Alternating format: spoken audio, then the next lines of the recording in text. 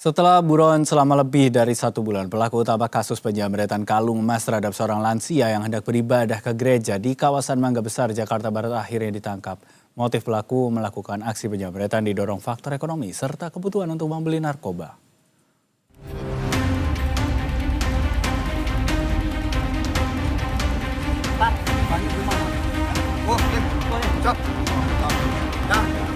Polisi akhirnya menangkap pelaku utama kasus penjamretan kalung emas terhadap seorang lansia yang hendak beribadah ke gereja di kawasan Mangga Besar, Taman Sari, Jakarta Barat.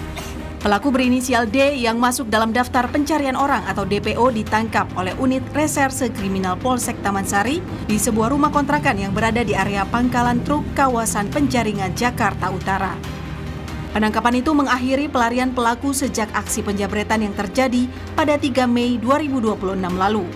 Peristiwa itu sempat menjadi perhatian publik setelah rekaman kamera pengawas atau CCTV yang memperlihatkan aksi para pelaku beredar luas dan viral di media sosial.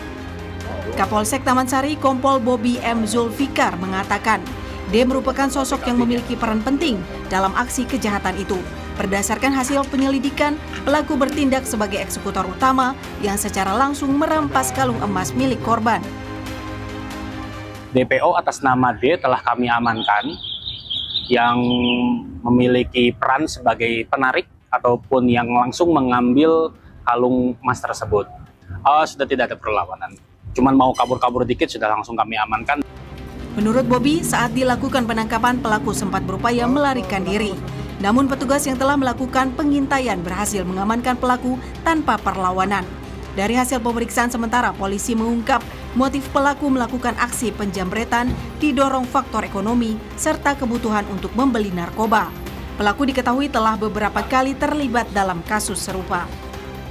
Motifnya memang karena ekonomi yang pertama dan juga untuk yang setelah sebelumnya kami sampaikan untuk narkoba juga. Pelaku berdasarkan keterangan yang sebelumnya sudah lebih dari 3 kali melakukan kegiatan tersebut di wilayah Jakarta Barat. Polisi juga menemukan fakta bahwa aksi penjamretan tersebut bukan kali pertama dilakukan oleh pelaku. Berdasarkan keterangan yang diperoleh penyidik, D telah lebih dari 3 kali melakukan tindak kejahatan serupa di wilayah Jakarta Barat.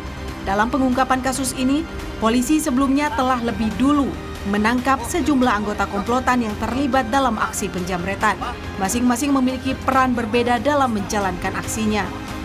Pengungkapan seluruh jaringan pelaku menunjukkan bahwa aksi kejahatan jalanan tersebut dilakukan secara terorganisir dengan pembagian tugas yang jelas di antara para anggota komplotan. Atas perbuatannya, pelaku D dijerat pasal 479 KUHP tentang tindak pidana pencurian dengan kekerasan dan terancam hukuman penjara maksimal 7 tahun. Andrew Tito, Berita 1, Jakarta.